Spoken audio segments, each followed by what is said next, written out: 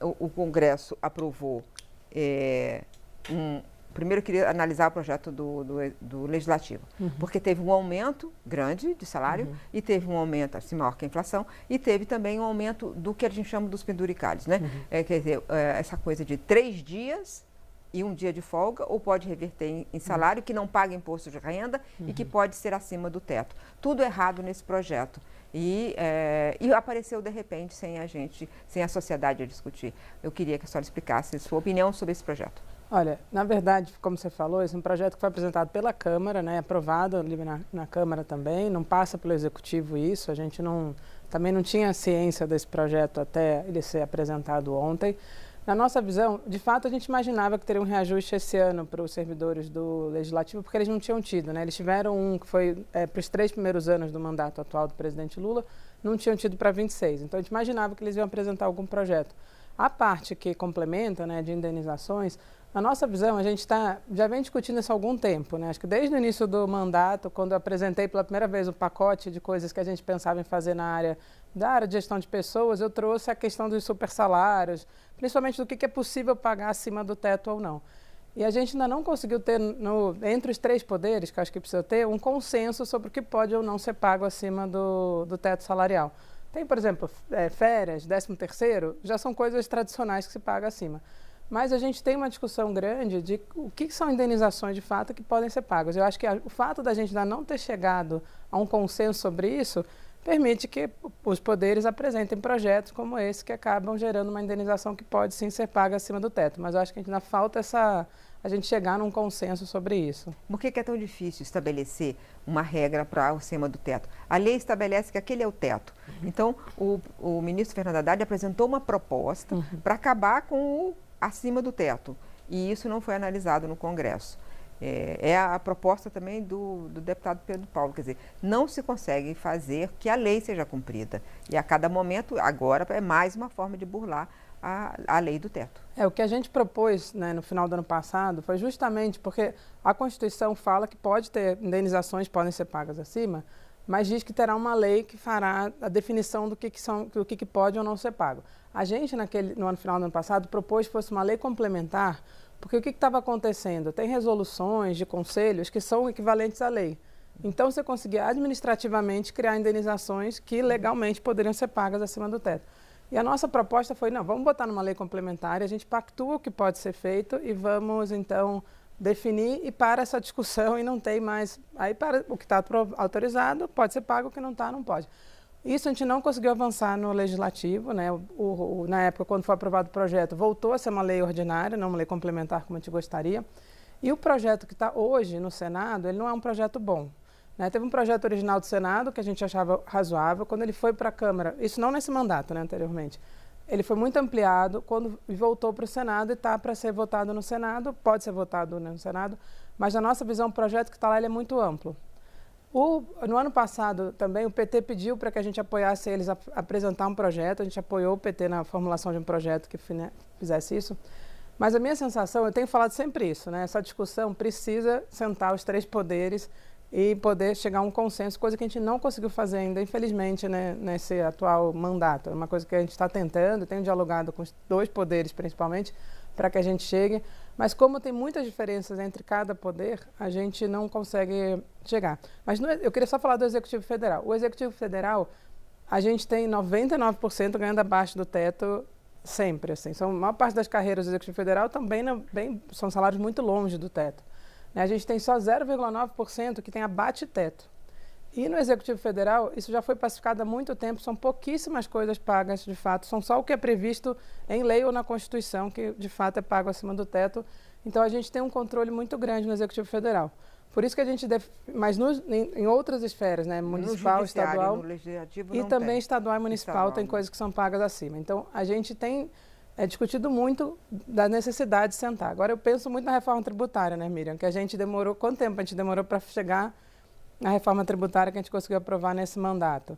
Né? Eu acho que a da renda foi uma coisa inédita, realmente, muito importante, mas a tributária, eu penso mais na indireta, tinham vários projetos tramitando anos e anos no Legislativo E, finalmente, nesse atual mandato, né, o ministro Haddad e o presidente Lula conseguiram fazer um consenso junto com o Legislativo e conseguir aprovar uma medida super importante. Agora, a reforma que é apresentada pelo deputado Pedro Paulo, você gosta da proposta? Gosta em parte? Qual a sua opinião?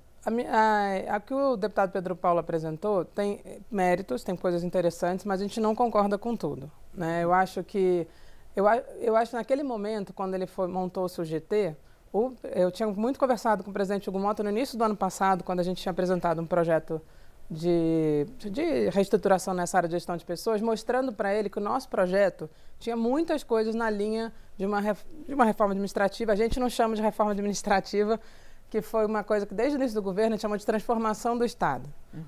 Por que a gente chamou de transformação do Estado? Porque a reforma administrativa que estava sendo discutida naquele momento na Câmara era do governo anterior, que era chamada PEC 32, e o próprio presidente Lira, na época, que era o presidente da Câmara, falava, está pronta para votar, está pronta para votar, e a gente era muito contra aquele projeto da PEC 32, que ele era um desmonte do Estado.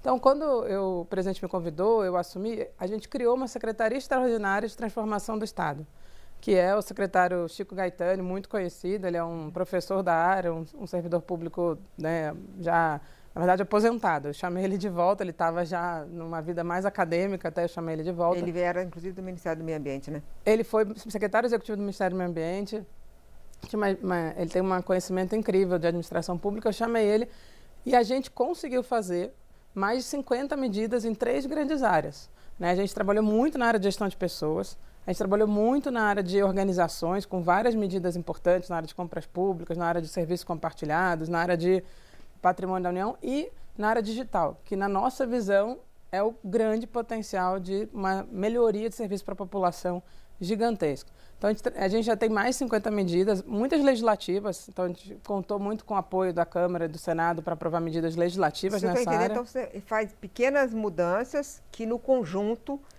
produzem esse efeito que você está querendo falar, Exato. Mas isso prescinde de uma reforma administrativa, como nós a entendemos? Uma reforma de todas as normas para o pessoal do serviço público? Então, por exemplo, na nossa visão, não existe uma bala de prata, né? E muita coisa pode ser feita sem ser constitucional. Uma das preocupações que eu tenho com o projeto do deputado Pedro Paulo é que ele constitucionalizou muita coisa. E eu cheguei a dialogar muito com ele, né? Inicialmente, inclusive, a ideia era tentar fazer um projeto conjunto, não foi assim que aconteceu, né? A decisão foi ter um projeto do Legislativo, exclusivamente, não ser conjunto com o Executivo, que ajudaria muito, porque eu acho que essa área é uma área que sem consenso você não avança, né?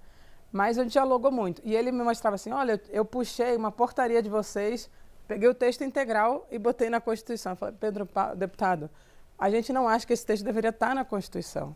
Porque estar na Constituição, primeiro que é um excesso de constitucionalização no Brasil, e você transforma uma coisa que era do Executivo Federal para todas as esferas, independente da capacidade dos municípios, dos estados, e não necessariamente, por exemplo, uma coisa que a gente fez como diretrizes, ele transformou numa obrigação constitucional. Então, tem muita coisa na nossa visão desse projeto que é um excesso de constitucionalização, tem coisas que a gente tem uma preocupação grande, por exemplo, e ele deu um poder ao Executivo que eu sou contra. Ele permitiu que o Executivo pudesse, nesse projeto dele, né, extinguir cargos ocupados por decreto, ou seja, o presidente pode extinguir o cargo que ele quiser por decreto. Eu falava, deputado, eu sei que nessa atual gestão a gente não vai extinguir nenhum cargo relevante por decreto, mas eu não sei quem será o próximo presidente. Imagina que entra o próximo presidente que é contra o meio ambiente e resolva extinguir todos os cargos do meio ambiente. A gente acabou de ter um.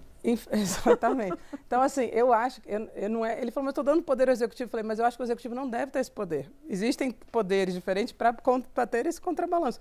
Eu acho que tem que ser o Legislativo que vai definir o que pode ou não ser extinto, e não o Executivo sozinho. Tá. Então, tem muitas coisas naquele projeto que eu acho que foram exageradas. Agora, sim, ele traz uma discussão importante sobre supersalários, ele traz uma discussão sobre o que é uma indenização ou não.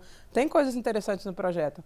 Mas como ele não foi construído de forma dialogada, é muito difícil avançar, principalmente no ano eleitoral, né? A probabilidade desse ano é baixa, até porque ele é um ano legislativo curto, né? Ele acaba mais ou menos no meio do ano, então é muito difícil. Agora, eu acho que ele é um projeto que está ali, que pode avançar eventualmente no próximo mandato.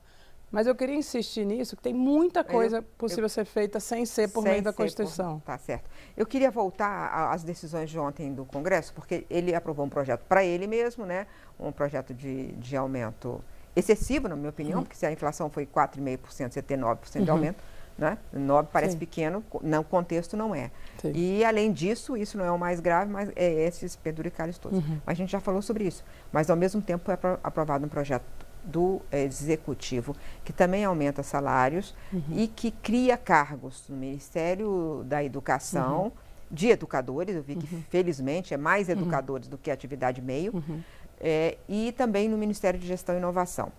A diferença das duas coisas, que a da Câmara apareceu de repente, do nada, e o seu projeto vem sendo discutido há mais tempo, eu tenho acompanhado. Exato. Não, a gente ficou muito feliz com a aprovação do nosso projeto. Né? Primeiro, acho Mas que... fale as qualidades desse projeto, Vou falar, por favor. então. Acho que... Por que a gente deve ficar feliz Exatamente. como contribuinte, que a gente paga a conta? Eu acho que esse projeto, ele consolidou todo um trabalho que a gente fez na área de gestão de pessoas. Né? A gente... acho que passa sem falsa modéstia aqui na nossa visão, olhando tudo que foi feito nesse mandato, a gente fez a maior reestruturação na área de gestão de pessoas dentro de um mandato, possivelmente. Né? A gente vem trabalhando em algumas frentes nisso. Uma coisa muito importante, que não está no projeto, foi pensar a entrada no serviço público. Né? O Concurso Público Nacional Unificado, que foi uma decisão administrativa, mas foi aprovada também uma lei de cotas no ano passado, muito importante, para aumentar a diversidade do serviço público, que a gente chama de serviço público à cara do Brasil.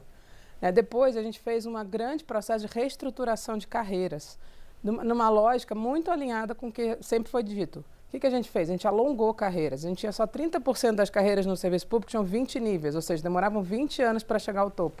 A gente agora tem 86% das carreiras que chegam a 20 níveis. A gente, para as carreiras que tinham salários muito altos, a gente alongou elas e reduziu o salário de entrada. Então, a gente fez todo um processo de estruturação ao longo desses 4 anos. E nesse projeto que foi aprovado ontem, a gente estava reestruturando as carreiras de menor salário na administração pública, que é justamente o que a gente chama do chão de fábrica mesmo, ali, o pessoal que trabalha muito, está em todos os ministérios, e que eles tinham ficado 7 anos sem reajuste, desde o final do governo da presidenta Dilma até o início do nosso governo. Eles ficaram sem reajuste nenhum. É o salário mais baixo, eles tinham tido o último reajuste em 2017, negociado com a presidenta Dilma. Ficaram até 23 sem reajuste e a carreira com salários mais baixos. E a gente conseguiu criar a carreira da cultura, que não existia. A gente fez uma carreira para o MEC, importante, e fizemos justamente uma carreira transversal, que ela é do Ministério da Gestão, mas na verdade ela é transversal. Ela vai estar disponível a todos os ministérios, que é dessa parte mais do dia a dia, do suporte administrativo dos ministérios. Então foi super importante, ficou muito feliz.